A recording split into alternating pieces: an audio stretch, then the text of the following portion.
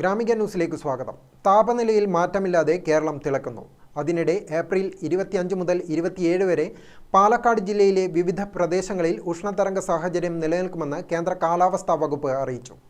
തുടർച്ചയായ ദിവസങ്ങളിൽ അതിതീവ്രമായ ചൂട് രേഖപ്പെടുത്തിയതിൻ്റെയും അടുത്ത ദിവസങ്ങളിലും 41 ഡിഗ്രി സെൽഷ്യസ് വരെ താപനില ഉയരുമെന്ന പ്രവചനത്തിൻ്റെയും അടിസ്ഥാനത്തിലാണ് ഉഷ്ണതരംഗ മുന്നറിയിപ്പ്.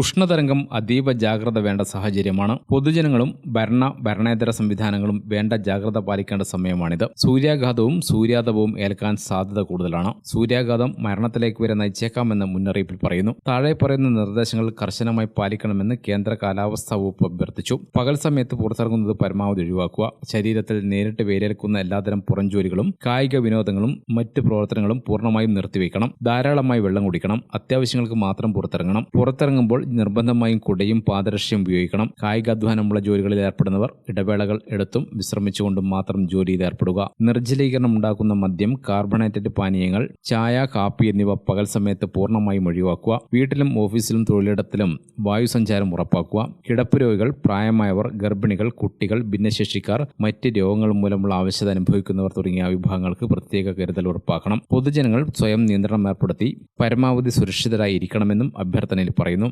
News desk Gramika.